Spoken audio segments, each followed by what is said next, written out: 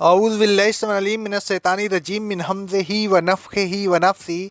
सूरह आले इमरान की आयत नंबर 124 से लेकर 127 तक के अल्लाह रब्बुल आलमीन का इरशाद गिरामी है।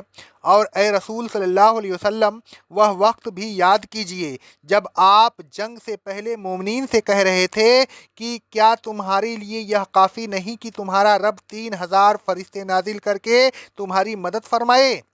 यही नहीं बल्कि अगर तुमने इस्तेकामत दिखाई और अल्लाह से डरते रहे और काफिरों ने जोश व खरोश के साथ तुम पर हमला किया तो तुम्हारा रब 5,000 निशान लगे हुए फरिश्तों को भेजकर तुम्हारी मदद करेगा।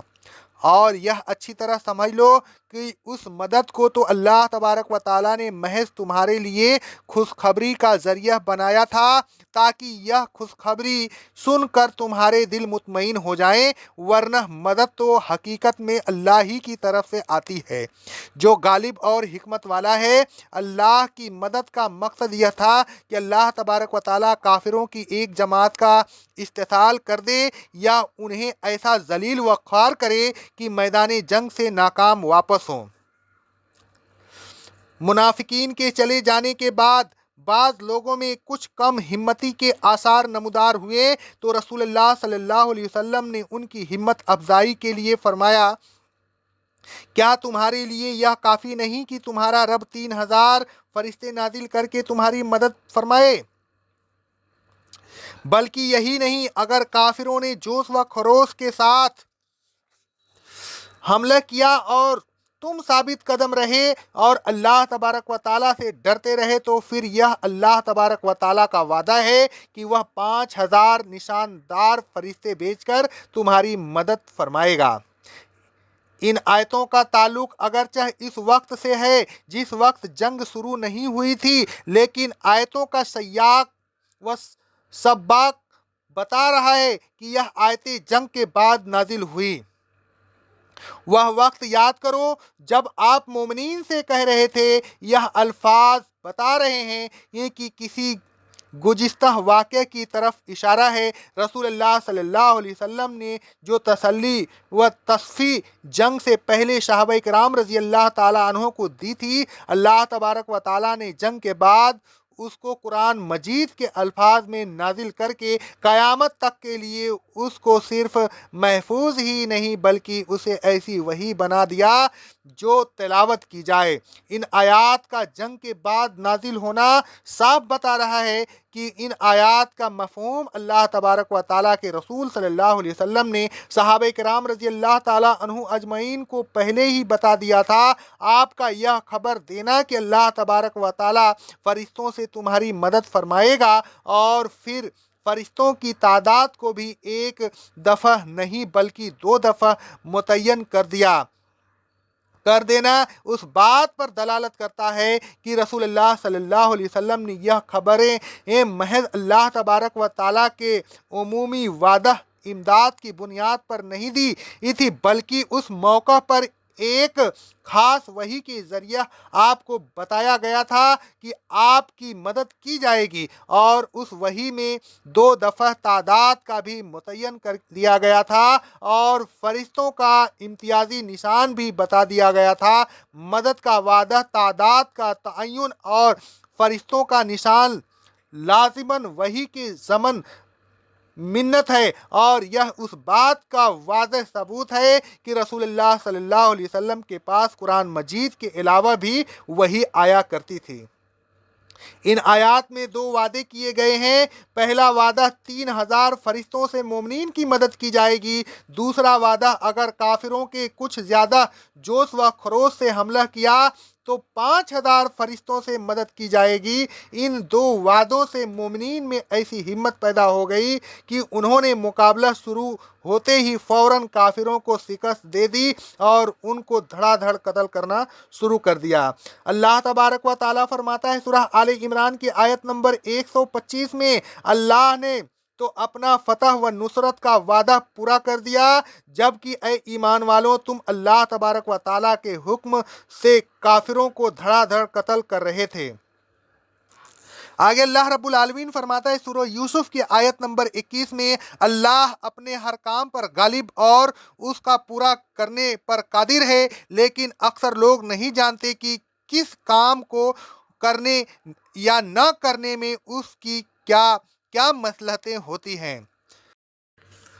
سورہ اقتربت 7 کا آیت نمبر 50 میں اللہ رب العالمین فرماتا ہے، اور ہمارا حکم تو بس ایک پلک جھپکنے کی طرح واقع ہوتا ہے۔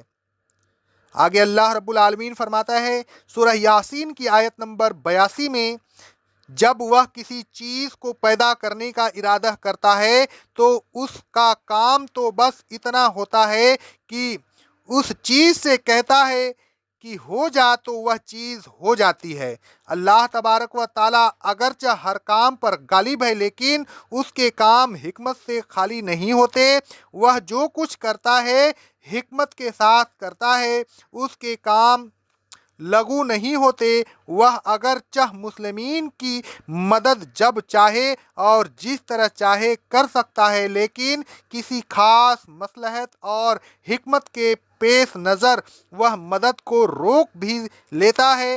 مدد کا دینا اور روک لینا اس کی حکمت کے تحت ہوتا ہے۔ اس آیت میں اس طرح اشارہ ہے کہ جنگ احد میں اگرچہ اللہ تبارک و تعالیٰ نے کسی حد تک مدد کو روک لیا تھا، تو اس کا روکنا بے مقصد اور حکمت سے خالی نہیں تھا۔ اسی مقصد اور حکمت کی طرف اشارہ کرتے ہوئے اللہ تبارک و تعالیٰ فرماتا ہے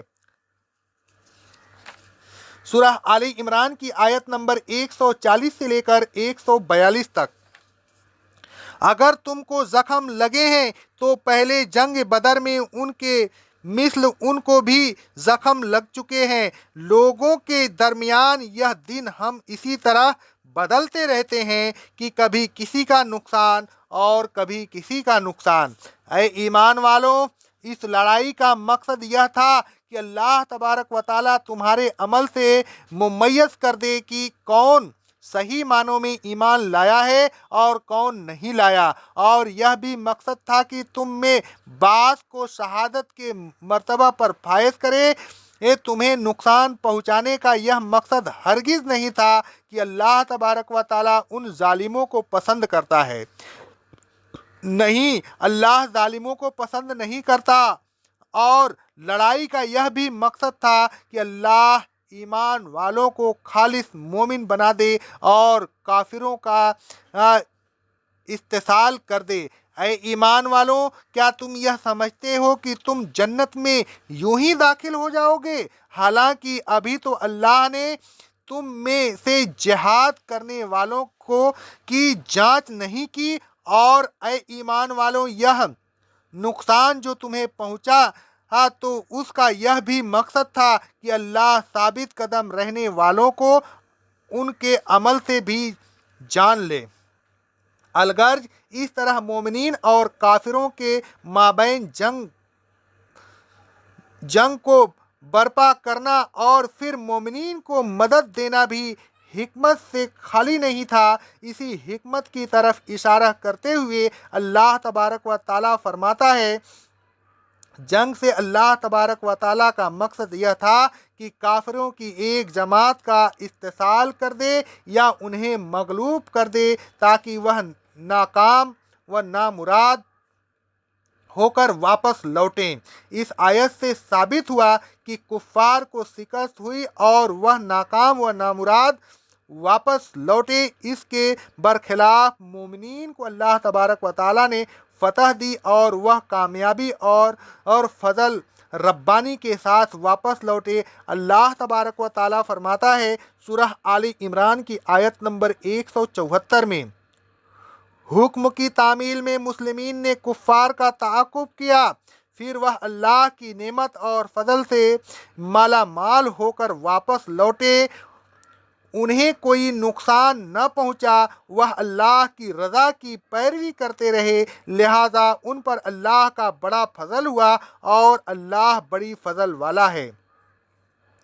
اے لوگوں، اس بات پر یقین رکھیے کہ مدد تو صرف اللہ تبارک و تعالیٰ کی طرف سے آتی ہے۔ وہی فتح فتح کامرانی عطا فرماتا ہے، اسباب و ذرائع تو صرف اطمینان قلب کے لیے ہیں، وہ فتح و کامرانی کے لیے یقینی ذرائع نہیں ہوتے۔ فتح و کامرانی کے لیے یقینی ذریعہ صرف اللہ تبارک و تعالیٰ کی مدد سے ہے، لہٰذا صرف اللہ تبارک و تعالیٰ کی مدد پر ایمان اور یقین رکھیے اور اسی کے بھروسہ پر اپنے تمام کام کیجیے۔ رسول اللہ صلی اللہ علیہ وسلم فتح کے لیے صرف اللہ تبارک و تعالیٰ پر بھروسہ کرتے تھے اور اسی سے فتح و کامرانی کی دعا کرتے تھے۔ رسول اللہ صلی اللہ علیہ وسلم جنگ کے موقع پر اس طرح دعا فرماتے تھے۔ صحیح بخاری اور صحیح مسلم کی حدیث ہے، اے اللہ، اے کتاب کے نازل کرنے والے، اے جلد حساب لینے والے، اے اللہ دشمن کی فوجوں کو شکست دے، اے اللہ انہیں شکست دے اور انہیں جھنجھوڑ دے۔ صحیح بخاری اور صحیح مسلم کی حدیث ہے، اقول قولی ھذا استغفر اللہ استغفر اللہ استغفر اللہ۔